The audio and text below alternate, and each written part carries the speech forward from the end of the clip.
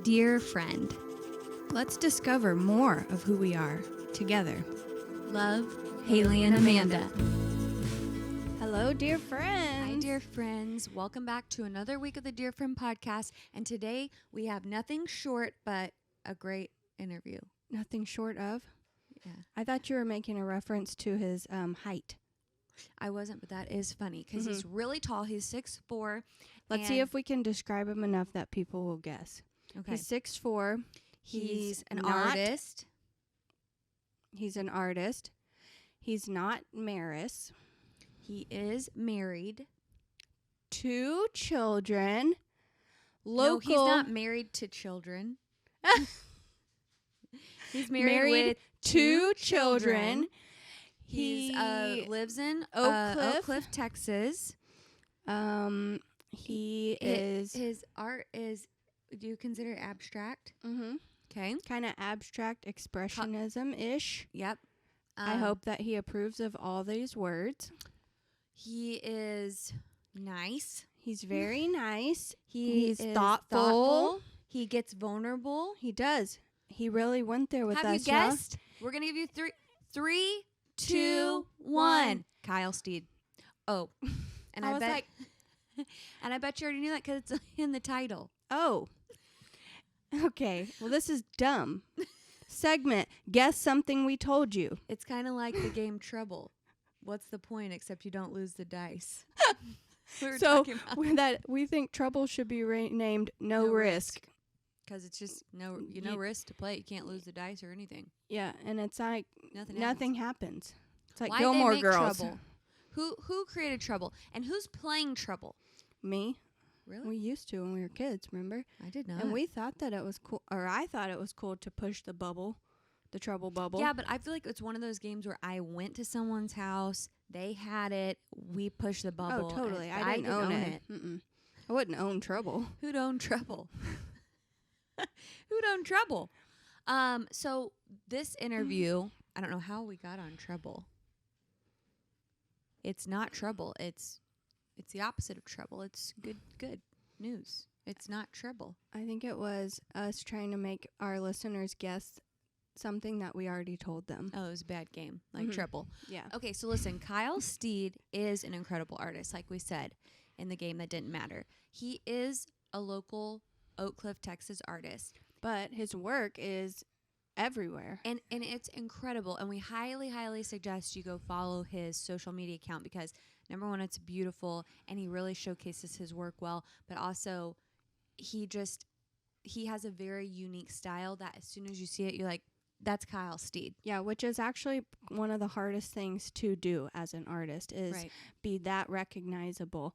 But his work is even changing and growing, and it's really interesting that his work is changing and growing kind of side by side seamlessly with kind of his personal growth and his journey, which was blowing our brains a little bit. I do have to say, this was one of my favorite interviews because he really goes there with us. Like, he... there was just like no holds bar. He was not like, no, that's too personal. Like he went there, he told us things that were not too personal or anything, but it's just like he really shared his journey and his journey about evolving recently in his life. And I really, really resonated with a lot of what he was saying. Me too. I know you guys are. Yes. So listen. And it really was perfect because our slogan is let's become more of who we are together. And we love that quote. It's because we love that quote, becoming, and he is just doing that, which is why we named the episode Becoming, because he is committed and on that journey, which is so powerful. So let's do our pledge and go into his episode. Are you ready? Yes. I pledge allegiance to the flag of the United Mates in America, and rarely in public is where we stand, one friendship, under God, indivisible, live purdy, and just us for all. You guys enjoy Kyle Steed's interview. We know we did.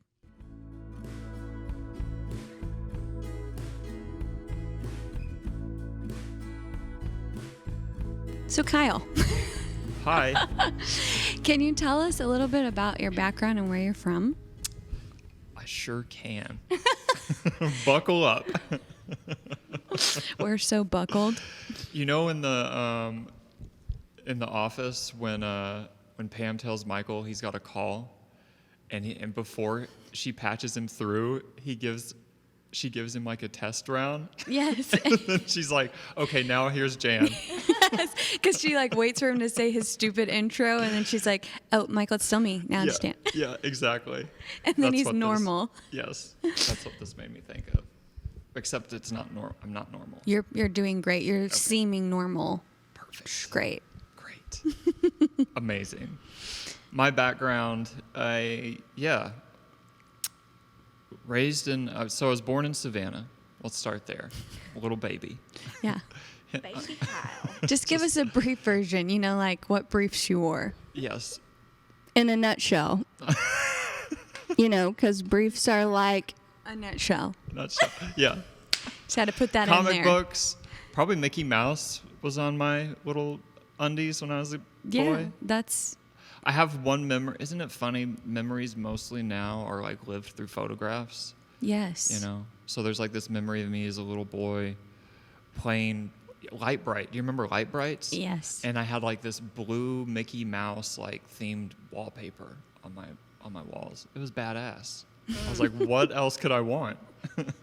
You were living the dream. But I don't remember it. I just thought Oh. I see that picture and I'm like, yeah, I know that's kind of sad. I know. I don't really remember a lot of specifics. Or I see like old VHS home videos, and then that's my memory. Yeah. I'm like, oh. Yeah. So, don't remember Savannah. I was like 1 maybe, and we moved to Huntsville in Alabama, North Alabama. And I'm 5. When I'm 5, my parents divorce. My dad moves out to Texas. We stay. My brother, I have an older brother, 4 years older. His name's Isaac. And we just kind of had a normal, like, what's a normal, quote unquote? I played baseball. I tried to do basketball. And I was like not a tall kid. I was like your average. I was about to say, I bet you did play basketball. You're really tall. You guys can't tell because he's sitting in a short chair. Yes, this is like it's movie magic. What's happening right here? I'm all legs too, so I'm 6'4". But growing up until I was probably 15, almost, I was kind of like a late bloomer on the late side. Yeah. So I think it was by my junior years, like over the summer, I had a huge growth spurt, which was crazy. And whenever your parents were divorced, were you going back and forth? In the summers and most Christmases. Yeah, I remember the first time I got on a plane to go away from my mom to go see my dad. I was just like a wreck. I was just like in the plane because it was just my brother and I, you know. And it's so crazy that like you just let kids like hop on a plane. I know. And this is normal. And I'm just sitting there like bawling. I'm just so, you know, like it's not natural. No. You know, and feeling all those like heavy feels. And my brother's like, I don't know what he said to me, but as an older brother, it's probably something like, just suck it up. Like, come on, we're going to be okay. Big heavy metal can float in the air. It can happen. Every time I'm on a plane, I'm like, I know, it's like, I bet he was like, I'll get you a drink and some pretzels. You'll be fine. Yeah, just shut up. Stop crying. So your dad being in Texas, do you think maybe that's how you ended up here, coming back and forth? Yeah, it's weird. So my dad moved around a lot as when we were kids growing up.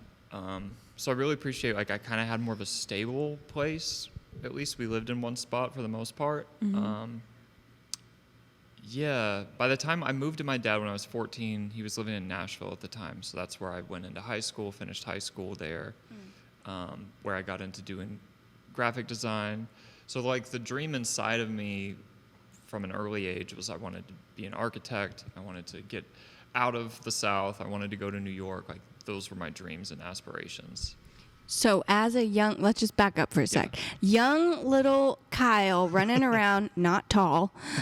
What do you remember, like, what it was about, let's say, architecture? Because I know as a kid you weren't like, I want to be an architect, maybe. Yeah. Were you building things? How were you playing? Did your mom and dad pick up on certain things? Yeah, great. Drawing a lot. In class, I was the kid that was, like, just scribbling in my notebook, half-ass paying attention to what the teacher said. And and I started drawing like these elaborate house plans. Like I would make like 10-story houses. Just I had graph paper. I thought graph paper was the coolest thing when I was a kid. I was like, look, you can just like make all these rooms. And I would draw from memory like my house at home when I was at school. I'd just be like, oh, here's our bedroom. I don't know, something about like the organization and just dreaming something up. But it was like very like mapped out. Very interesting. Yeah, like very detailed. And it's like your mind had some kind of intuition with space, like very spatially aware to be able to do that. Right. Yep. That's pretty cool. But then, of course, like art class, making paintings and drawings and pastels and all the things that you go through school learning. Like my mom would keep those on the fridge. And they were always very encouraging. Like they were always like, oh, you're really good at this, you know? And that definitely helps boost confidence. So I was like, oh, well, this is great. Like they're noticing this. I'm getting recognized for it. So like I want to keep this thing going. And I guess connecting the dots between that and later in high school, like with graphic design, that still felt like this nebulous, like, I don't know what this thing could do or mean down the road, but it definitely feels like I can take all the skills I've already kind of been honing and applying on paper into this other realm. So I just kind of started to pursue that. And then after high school, I graduated in 2000. I moved to Fort Worth. So that was when I first moved to Texas in October of 2000. What was the reason for the My move? My dad lived in Fort Worth again at the time. So he had like bounced around all over, and then they had, from Nashville, like right before I finished school, he got another job offer. So he's always done contracting work, more like engineering type of work. Yeah. And he just retired this year or last. But yeah, so he just bounced around. And that was cool as a kid because we got to see like Portland and parts of Texas and like do road trips to through New Mexico and Mexico. And so getting to like experience different parts of the country, I think, was a really interesting advantage. Yeah. Now, would I trade it for like a stable family upbringing? Sure.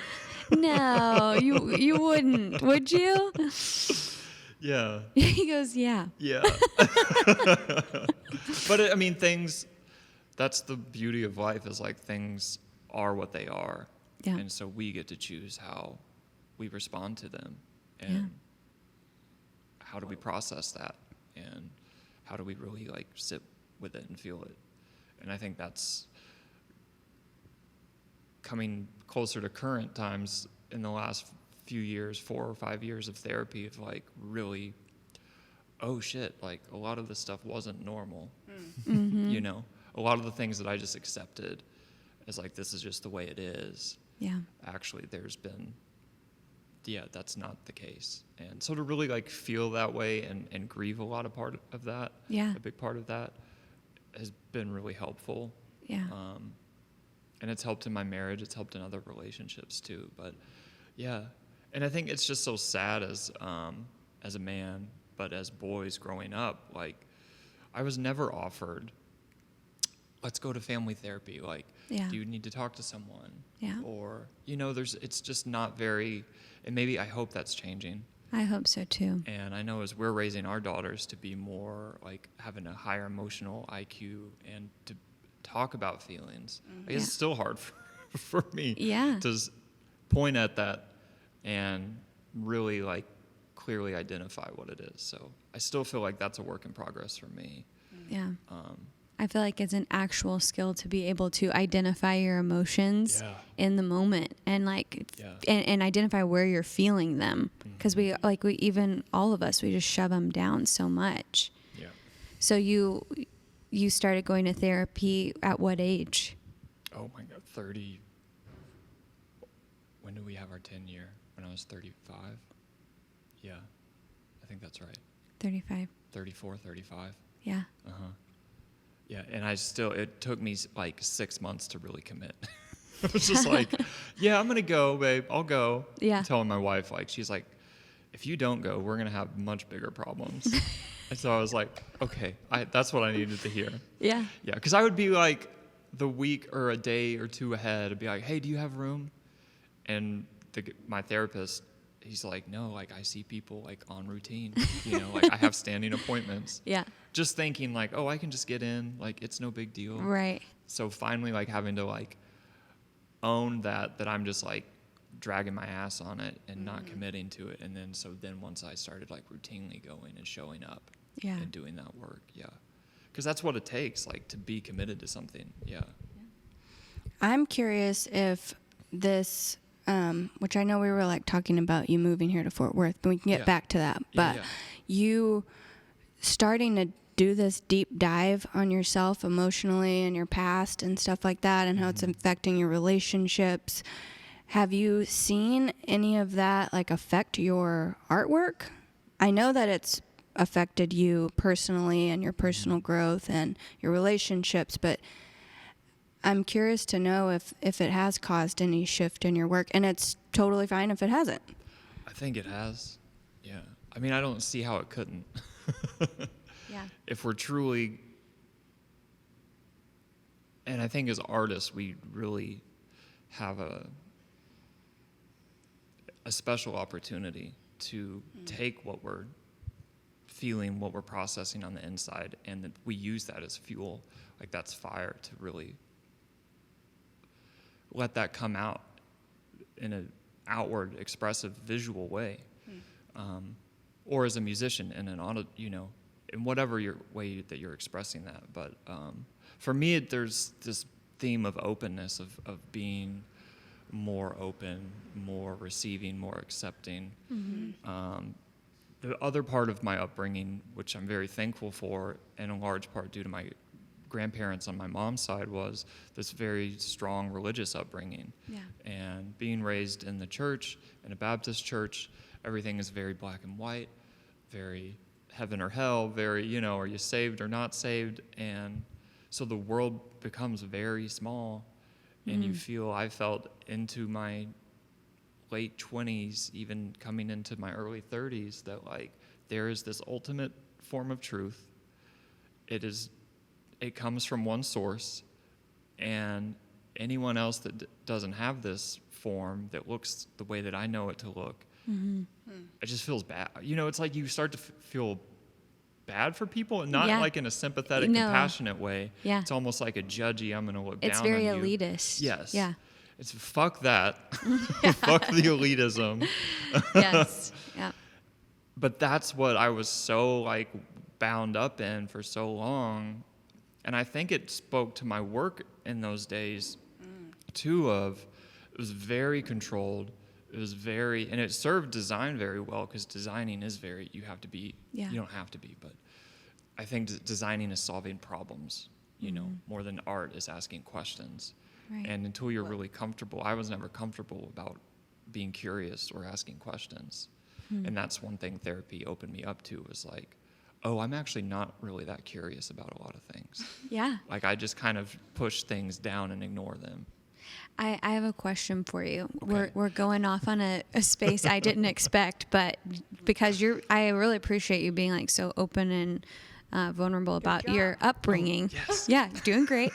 But because we both had very similar upbringings, and we always say like that way of thinking, it does feel like so small. And that whenever I started to put things in question, and I was like realizing how much I didn't know, I started having like panic attacks, because all this time in my life, I felt like I had something that grounded me. And 100%. like, and then I felt like all of a sudden I was flailing about. And I'm just curious if you had a similar experience. I'm smiling because it's completely reflective in my own journey. I love this phrase. Her therapist at that time called it, you're parasailing with no boat. And that's how it felt. Yes, I described my experience like that as just free falling, like the floor's being pulled out from under me. So I don't know if you've ever read Richard Rohr. He's what is it? Franciscan. That's the sect of Catholicism. He's like a Franciscan friar priest, dude, wonderfully sweet.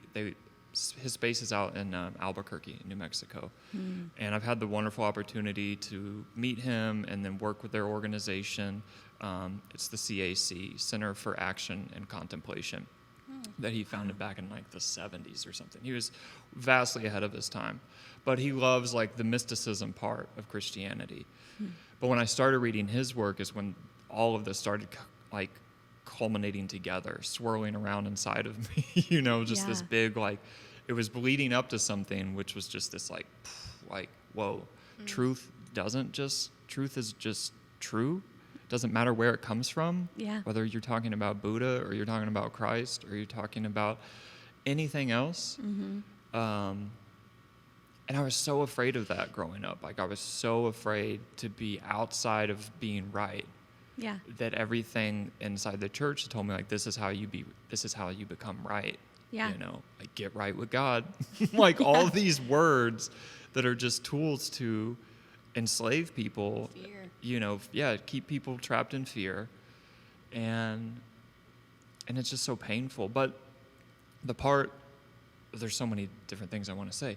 The part that I'm thankful for and that I mentioned about my grandparents is like, there was that stability. Yeah. There was like at least some form of something I could hold on to growing up, because while my home life was kind of shaky at times and not having that stability, I found in truth or in the Bible and going to church, like, oh, okay, this feels stable for me. Yeah.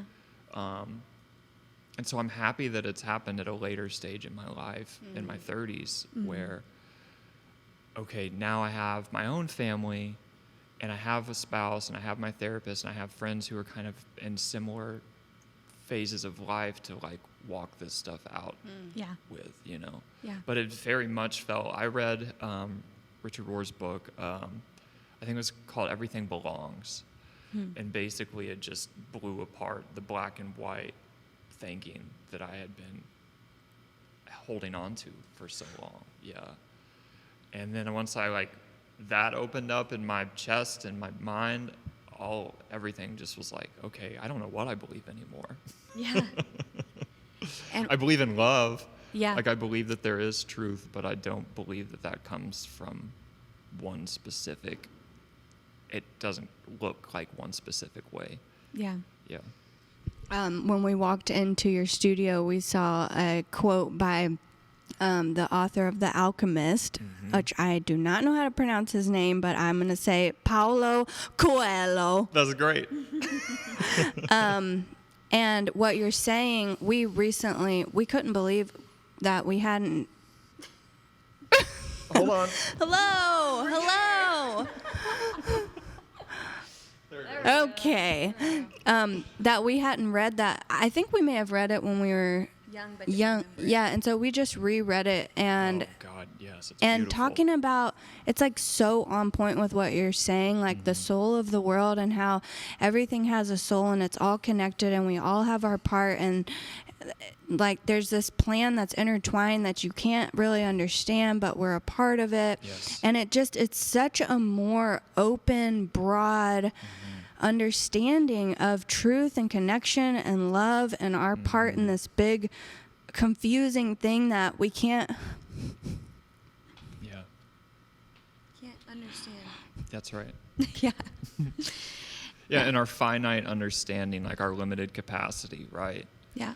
And it's so wonderful to know our limitations too, because we are limited, just at least in this space and this time and in these bodies. Yeah. Do you remember what the quote is? trust the signs. Follow the signs. Follow the signs. Yeah. But I'd say trust them too. Yeah. Yeah. I think you have to trust them to follow them. Yeah. When I first read The Alchemist, I was blown away. I was like, how did I not get to read this book until now? Same. We were on a plane, and every page I'd read something, I'd be like, Haley. Yeah. It was incredible. Yeah. But I think it's what you were saying earlier in life. We weren't ready to read that. No, I wouldn't have received it. I probably would have made fun of it. I probably would have for judged sure. it out of For my sure. black and white viewpoint.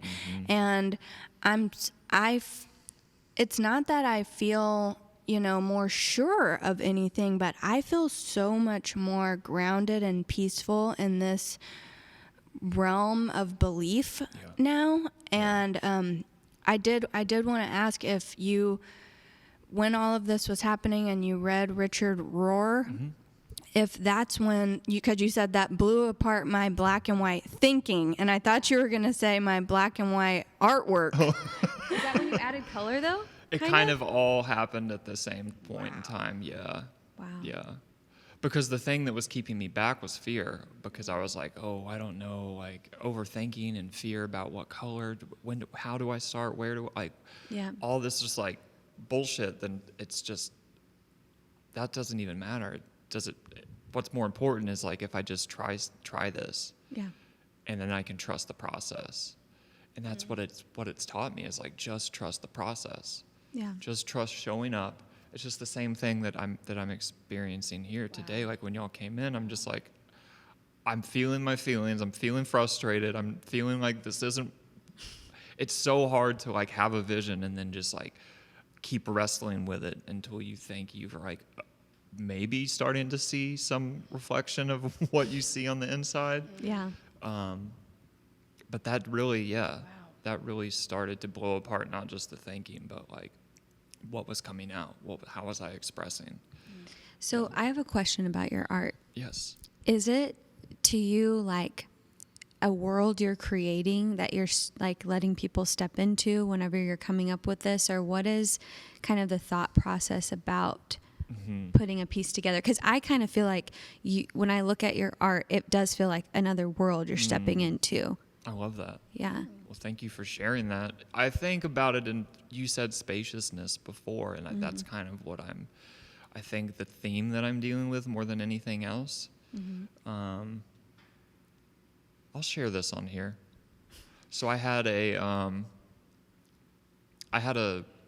psilocybin experience, if you're familiar with that, a mushroom trip. Mushroom trip. Okay. Yeah, Yes. end of last year. Okay. One of the most beautiful, reflective, I've never felt more peace and love and joy. Like, it was an amazing experience. We've heard that from people, actually. Yeah. And it's becoming, I mean, now, even when I did it, but I think it's the rise in popularity, and it's beginning to be more normalized, I think is what I'm trying to say. Yeah. Like Michael Pollan's writing books about it, they're studying it, they're doing research. And it's a wonderful tool, just like anything else. I think there's so much, it has a lot of power, and I think it should be treated respectfully. But in that experience for me, where I went to in my mind's eye, was about an hour, this like deep visual, like just experience. And there was this space in me that opened up. Oh, wow. And it's all these different windows, but this space, this cavernous sort of world inside of me that just lit up. And I just remember in that moment feeling like I belong here, like I'm okay. Like this space in me is allowed to be here. So it's very so just like powerful. affirming. Yeah. Yeah. And then I spent like 10 minutes just laughing my ass off later. I mean, yeah, it was a really, and I don't share that a lot. Yeah. You know, I guess for me, it's like letting go of the stigmatization. Is that a word? Yes. Let's go with it. Let's go with it. Because what I'm letting go of is the way that I judged all that stuff when I was from so long ago, you know. But it's funny, like we've normalized alcohol, which is such a deadly substance, you know. Yeah. So space. I'm coming back around. Yeah. But I think the architecture thing too is showing up. Oh yeah, 100%. Yeah. And so there's something about building, like I loved Legos. I still love playing Legos with my girls. And I'm so happy my girls love to play Legos. Yeah. And just creating things, just taking pieces. And there's a saying that I love. I don't know who it's attributed to, but I use it. I believe just everything builds. So what I mean by that is like every experience, every heartache, every joy that we experience, like everything in life builds on top of it. itself, you know? Yeah. And so that means, I think part of where I'm at now is like integrating a lot of my life, a lot of past experiences and things that I've tried to reject, and just to integrate like the good parts of those things. Yeah. And then also learn from the bad parts. It's actually interesting. You'll probably remember the girls who said this. They were interviewed on another podcast, but about how when we experience something and we have an emotion, like it's in us, and until we release it, it stays and compounds. And it's like so many people don't let themselves feel it and they numb it out, but it is still inside of us. Yeah. And I think it's totally with what you're saying, like all of that is a part of you, and you have to like release that stuff, because then it's going to build on top of the next thing that you're doing. And I'm curious, like whenever you were saying that space inside of you that you found on your trip, what was that? Was it just everything that you had rejected about yourself? Or what was it? Wow. Oh, I'm sure in some parts there is a part of that. Yeah, that's a really great question. Yeah. I'm going to have to reflect on that further. Yeah, there was one part, I'll share this, that specifically happened. There was one room, because I saw all the rooms, and it was like ancient, you know, like cavernous, like earthen, and they weren't even like really decorative windows or doors, whatever they were just like carved out, and everything was like into this one center like chamber room. And you couldn't see it, but it was all filled with love. That's all I remember feeling, was like this whole space is filled with love. Wow. And I went into one room because I was like, okay, I want to turn all the lights on. Like, let's turn the lights on. There was like this divine presence with me that I wasn't familiar with. I just felt. And I went into one room, and I believe it was like a bed, or there was like a shadow part, and there was this like figure or something that like went to hide.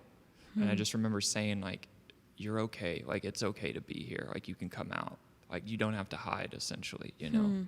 And so, yeah, like, and as I've learned more and listened to people talk about their experiences, the hardest part is contextualizing after the fact. Yeah. And so I have journal entries, and like I made voice memos during that time. I need to go back and listen to them. But yeah, like I don't think it could not be about parts of me that felt rejected. Yeah. Or parts that I was stuffing down, parts that I was trying to hide, you know, and not bring into that light. Yeah. Yeah. I think it's like so incredible and like honorable when people go there within themselves, because it's scary as hell. Yeah. Like, I would say I was maybe low anxiety. I was nervous. I'll say I was nervous beforehand. yeah. Just because it's a new experience. And afterward, I was like, what the hell did I ever have to be nervous about? Yeah. You know, and of course, that's my own experience. And I want to be careful that it's not like this isn't an anecdote for anyone just to freely go. And, you know, there are definitely precautions, you know, to take when doing something like that.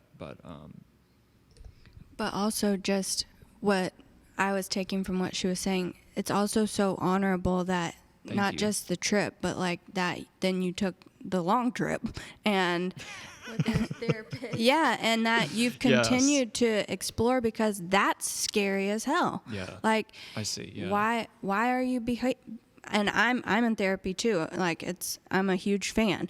It's exploring those parts of ourselves that we didn't even, like, you know, that we had the lights off, you know, and that we thought the lights need to be off there, you know, but then we don't realize that we're behaving in certain ways because that light's been off since we were 5 years old or whatever, you know? And I think it's so beautiful that you were talking about how the light came on in all the parts and that it was okay. And I see a connection with the spiritual that you were talking about too, and your artwork, and that just that openness that we initially think about the world and everyone else, but also how open we are with ourselves. Yeah. And like, is it like we should be able to accept Keep going. I'm loving this. we should be able to accept all of the parts of us. Like, it's okay that we have a scared little person inside of us. And it's okay that we have a really brave, thoughtful, wise person inside of us. And an adventurer, and also someone who's real scared. And, you know, and do you ever feel like that scared little kid? 100%. Okay. Yeah. I'm not alone.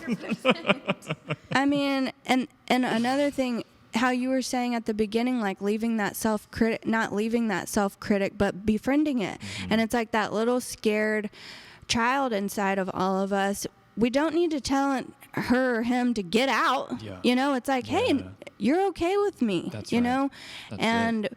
And we're on this journey, and we're going to follow the signs, and we're going to trust the process. And we don't know the outcome, but whatever, you know. And so, and there's also another, I'm going to buy you this book by David White called House of Belonging. Yeah. And it's about finding that place of belonging inside of us, that we belong to ourselves, and to feel peaceful and calm and accepting of ourselves, and then we proceed out into the world completely differently. Yeah.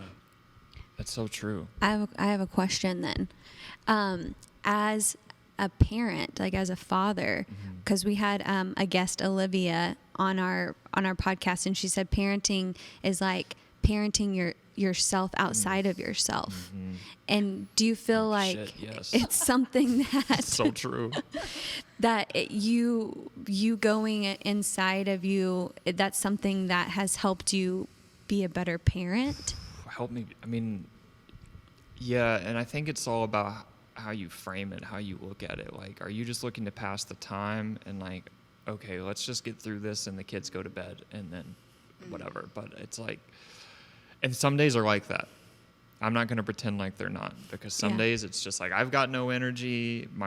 Amanda, my wife's got no energy. You know, we're just like, get these kids to fucking bed. Like, come on. We just need to relax. Yeah. But then you can, you know,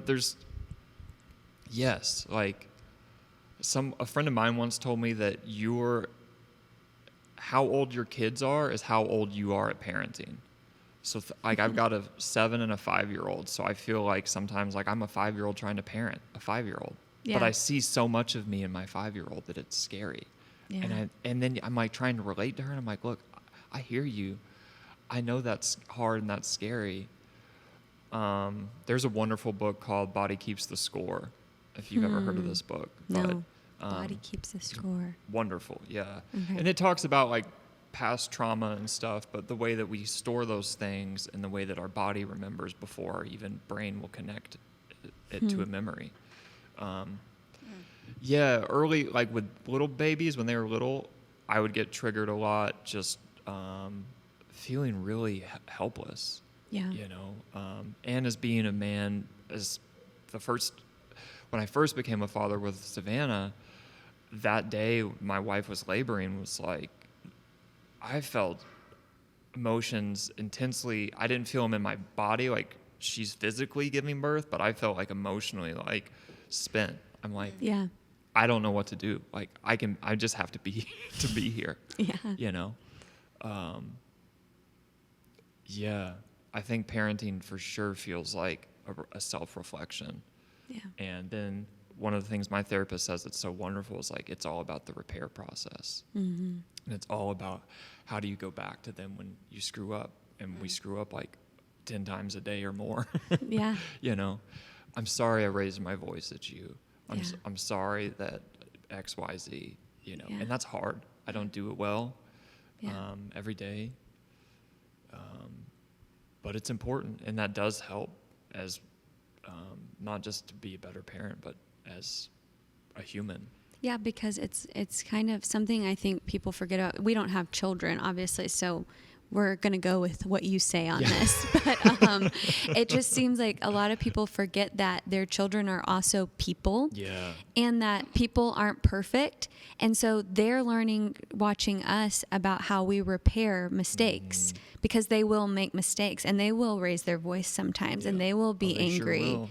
Yes. And if they see how you apologize, it becomes their normal to then That's right. apologize when they they learn do more it. by example than they ever will the words that come out of this mouth. Like Yeah. they're just like, whatever, Dad, Okay. Oh.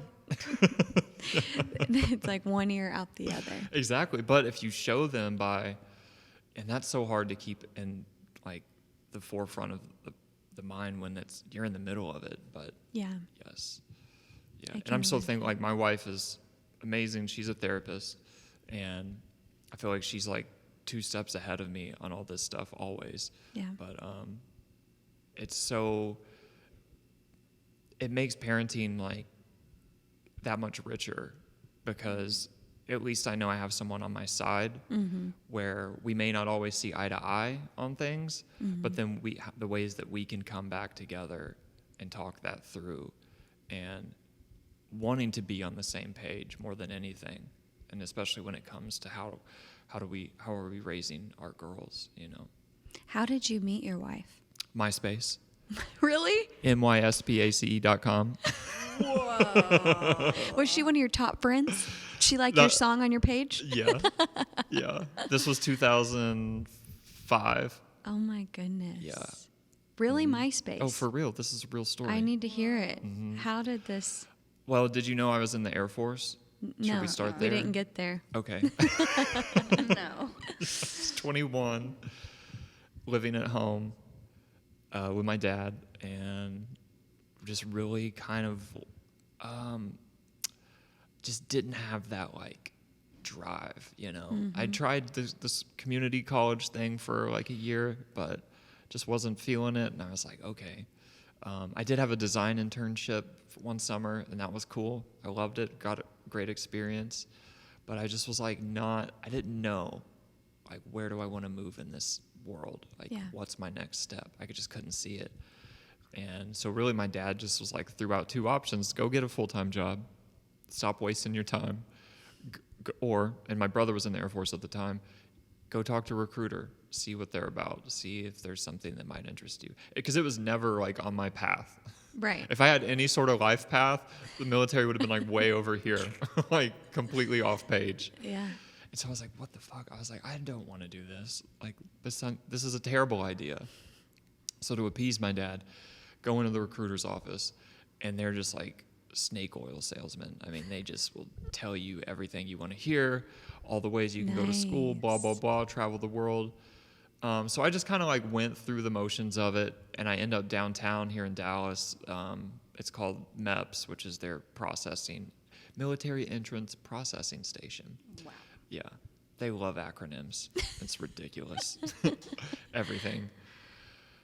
And ended up signing, and didn't really understand why or what I was going to do, because I kind of went into it open. I didn't have like a plan of attack, like, oh, I want to go work on this specific thing or whatever. Right. I ended up doing intelligence, and so I got shipped to Japan. Oh my. What? And, yeah, really weird. Learned This Morse is code. out of left field for me in this Yeah. story. This is true. Learn Morse code. Yeah, Wow. yeah. Can't wait to put that in the intro. Okay, perfect. Boop, bop, beep, bop. Expert at Morse code. Was that it? No, it sounds like da da da da da da da da. Sound because you yeah. Do you remember that old Interpol album? Did you ever like the band Interpol? No. Oh, they have a great album called Antics, and the front cover is Morse code written out. It's the name of the album, I think. Wow. You fact check me on that, but I know it has We Morse will. code on the front. And I can pick, I don't know it anymore, but if it's like in a movie in the background, you know, like a war movie or something, I'd be like, oh, that's it. I don't know what it says, But that's it. but that's it. Yeah. Very surreal experience. Well, did you enjoy Japan? Or was it kind of the way you were seeing I it would not? love, man, and so this is the funny thing about life. I loved it, but there was a lot of fear there because I was still very black and white. Yeah. I was like, oh no, Buddha, like I can't really go to what happens if I go to To a temple. a temple? I'm gonna, like, is it gonna rub off on me? Like, it's so stupid. Kyle, I'm judging you, and also I would have been the same. Yeah, yes, yeah, absolutely. I'm judging that part of me still too. I have to let that go. I ultimately wonderful experience, life-changing even. I'd say I would recommend anyone in their early to mid to late 20s, you know, if like you don't know what to do, just go live in another country Yeah. for a while. To see and Japan is completely feels like polar opposite. Even though they're a very developed nation, like it's not a melting pot like here. Like it is 90-something% Japanese. So the culture is so different, but they're so beautiful. Like they were so welcoming, so kind. The food was wonderful. Now, of course, we had a different experience living we lived off base, but living near a military thing, like it's very westernized. Right. People are very much more accustomed to seeing Westerners and tall white people walking around. So yeah, you kind of have to like go further out to get like a more culturally. We rich always say experience. that everyone should feel like an outsider. Yeah. At least, That's at it. some point in your life, That's go it. and be the outsider. Yes. In that, I'd never experienced what that felt like, you know. As a white male growing up in the Southeast, like I was primed for success. Like that was it. It was like bred into it. Yeah. But to have that experience and to know like the insecurity and the doubt and just that feeling of not really belonging, Yeah. that's taken for granted so much. But it's so powerful in what it can teach us too. Yeah. To be humble and to be, don't be just a smart ass, like, and it's sad to see like when I was there, like you just see people that just don't pay they have no self-awareness about it, Yeah. MySpace. So I was there. That's where MySpace. all this was leading. A girl I dated for a brief time there, she was the first one that showed me Facebook when it was still like only for colleges. Yeah. Yep. And I was like, well, that's dumb. And then she was like, oh, and there's also MySpace. And I was like, oh, I like this. I could do this. I could do this. And so, yeah, I was like looking for people back home. And I think I was searching like maybe the community college. Anyways, her photo comes up. I click on it. And I'm like, oh, she's cute. I'm like, who is this girl? I'm like reading about her, send her a message. And that kind of started it. I can't believe that's how you met your wife. Yeah. That's crazy. Yeah. So And y'all we've just been started married messaging. 16 years in December. Whoa. Oh my gosh. Yeah. Wow. So Online dating. at very early stages.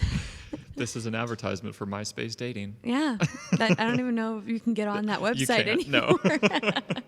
no. So y'all were just messaging back and forth. What was the big Yeah. connector for you guys? Really, this is funny. We've been able to clearly see this later in life. Our brokenness. Yeah. I was coming out of a bad relationship. She had just come out of a or maybe not bad relationship, but it was like a bad breakup. Yeah. So we're like two little wounded souls, like online, just like trying to make a spark happen.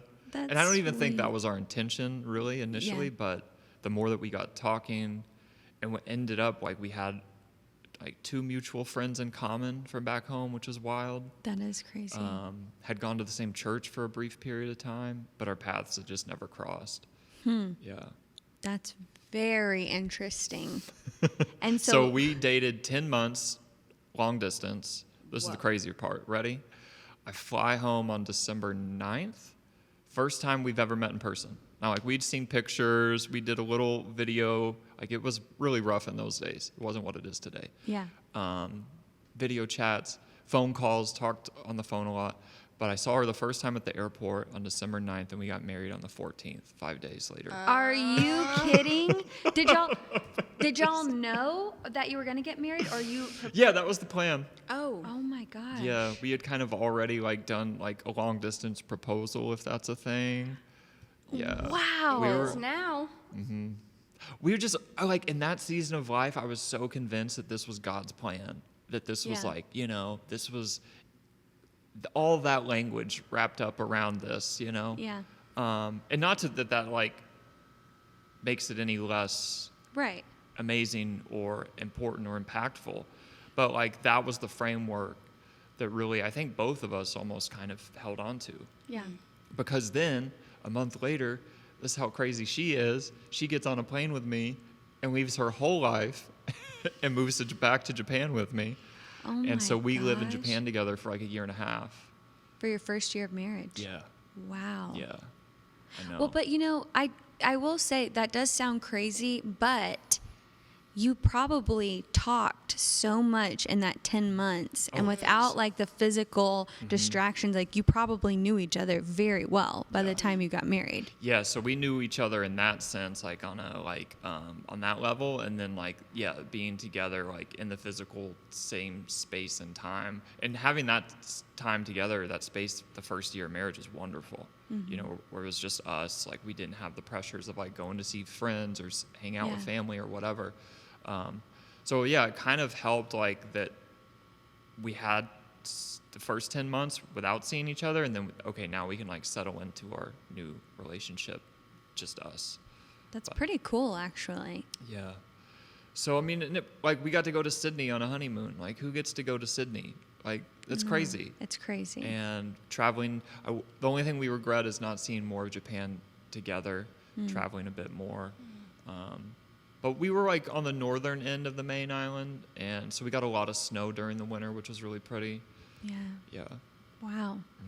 And then It was a very simple, it felt like the simplest of times.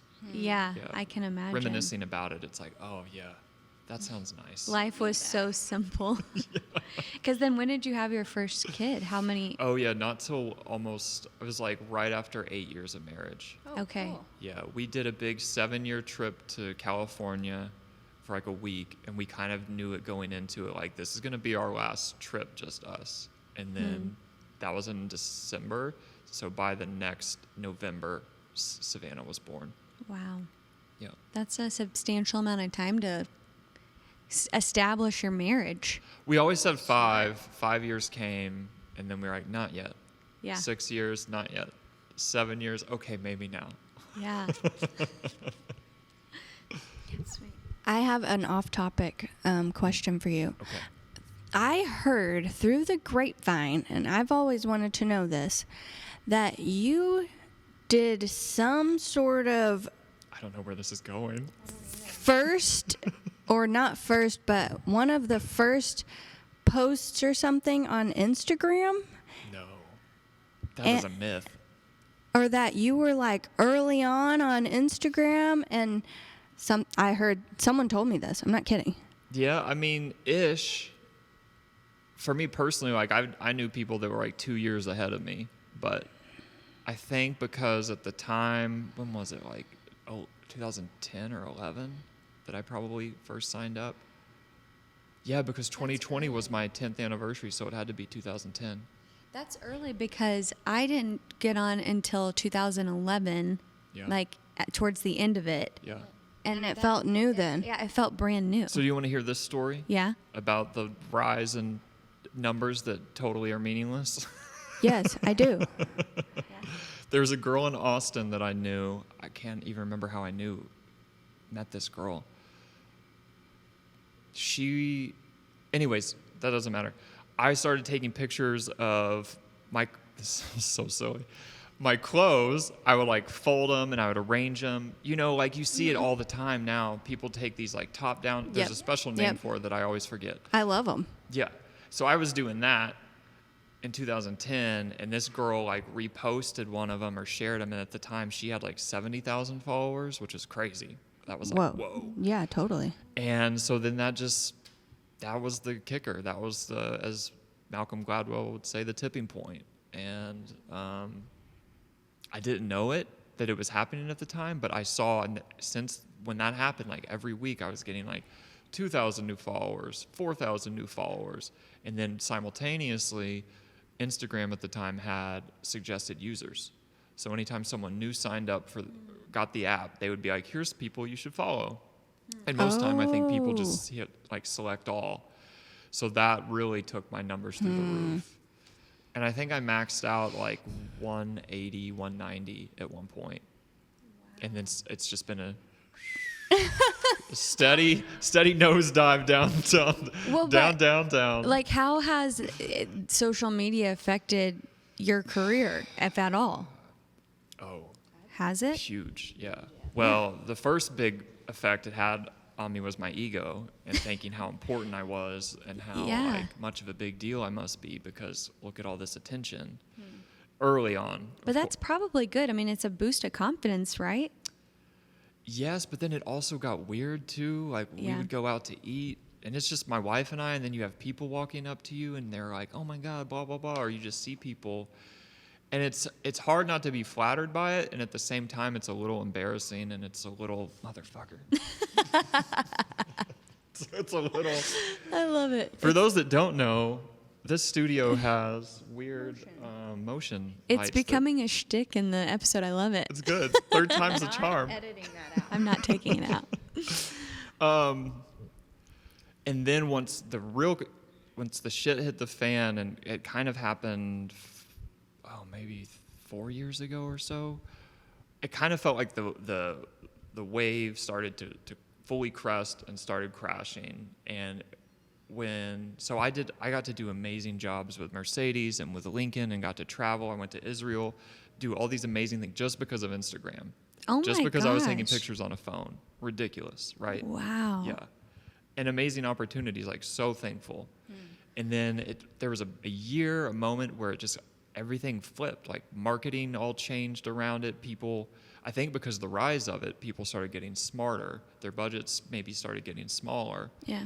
And I took it really hard. There was like a year that I was like really thinking it was something to do with me. Yeah. And trying not to get really down on myself, and like, well, what do I do now? And do I want to stay competing in this area?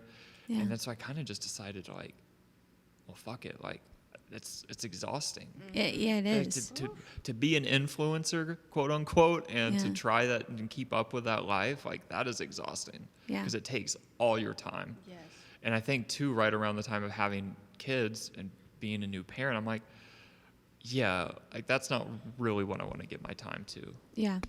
So your posts these days are very beautiful and thoughtful. What thank guides you. your posting these days? From the peanut gallery over here. Yeah. I like that the British have a saying, it's like, fuck all. I mean, it just feels much like that. Like, I just want to share what I'm feeling, what I'm thinking. And in the moment that I'm working on something. I don't want to spend all that time editing and refining. One, because I don't care anymore. And two, I'm pretty sure no one else does. If I take an hour to, Right. carefully, like, make sure everything looks perfect. Yeah. Like, just give me reality. Do you ever listen to that Lauryn Hill Unplugged album? I love Lauryn Hill, but Oh, man, she has this great line. She said, I'm going to mess it up so bad. Fantasy is what people want, but reality is what people need. The fantasy, like this fantasy life of like living on Instagram. Yeah. Of everything looks amazing. glamorous. Yeah. And choosing to like walk a different direction from that is not easy. And you definitely, I mean, now I just kind of, at first it hurt when I watched the numbers go down, and now I'm like, great. Like that's a good Yeah. feeling. I had this poster or this little like saying in here for a while that said, how do I lose more followers? Kind of like a mantra. Oh, nice. Yeah. Well, and it's kind of nice that there is hopefully out in the world like taking a shift towards that reality and authenticity. Brene Brown and her Yeah. shtick on vulnerability, it's very popular right now, but it's resonating with a lot of people, and it's changing the way we're being in the world. And I think it is affecting social media and people's work and how we're interacting with others.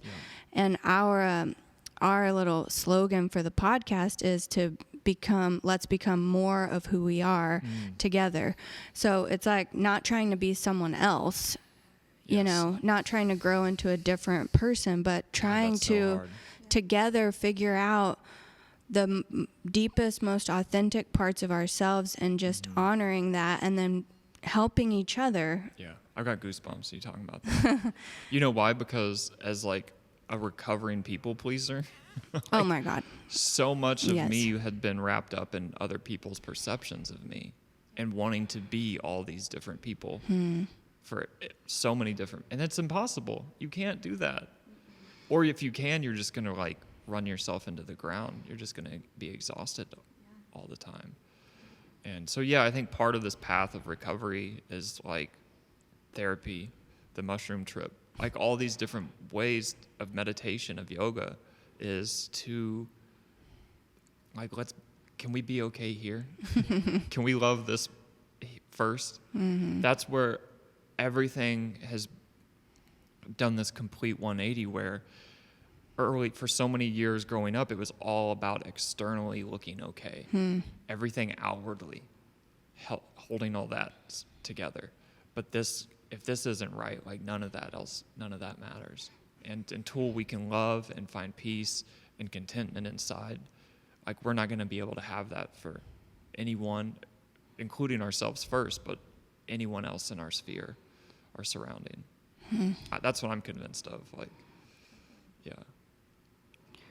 Well, and on that note, well, I was going to say my favorite quote in your studio is, "My grandma could paint that." Thank you for touching on that. Yeah, I think that's a good place to end it. Is that you said someone on a Instagram live? Yeah, I was painting in here earlier this year. Yeah. And it's just funny, like, of course there's the people I know or people that I see from time to time that are hopping on and they're just saying hi, but then there's just these trolls, these people that just love trying to like get under your skin. So I love turning that on its head and like using that as a source of like inspiration. Befriending the critic. Yes, See? exactly. You're doing it. Exactly. Because I would just like be reading some of them out loud while I'm like on Instagram live, and I'm like, oh, that's a good one. Your grandma could paint that. I'd love to see it. Yes. Yeah. That's So so yeah, funny. I think that's a pretty good one. Yeah. Well, I was thanks. seeing if there was. I had one more, but I don't know where it is. Never wait on inspiration. I Yeah. like that one. Mm-hmm. You got your kids drawing back there, I think. I do. Yeah, they were working. There's a couple canvases over here that they haven't been up to the studio in a while. Mm-hmm. Style keyed. I love it. Thanks for talking with us Oh my today. gosh, thank you. And It was- being so open. Yeah. Yeah. Well, you guys, I mean, so this is what I want to say about y'all is these podcasts, like these conversations, like this is an extension of social media, but it's more, it offers more of a glimpse of reality and like authenticity. The things that we're all after, I think, Yeah. ultimately. Yeah. And so having these conversations this isn't shit that you can just like sit behind a keyboard and talk about Yeah. and write about and edit your Right. life, you know? Right. So thank you for showing up and doing what y'all do. We love these conversations. Like, I feel, we were telling you that we're having such a hard day, and like, it's very nourishing and uplifting to like have a conversation about life that like we talked about how life is so fragile, and like this stuff is so important that we're talking about, and it's about living the best life that we can as the best versions of ourselves, and really caring about the things we should care about that actually matter. And That's right. I'm grateful for the conversation today because I needed it to come out of my own self. So Well, thank you. thank you so much. Yeah, I enjoyed it. Me too. That was really, really.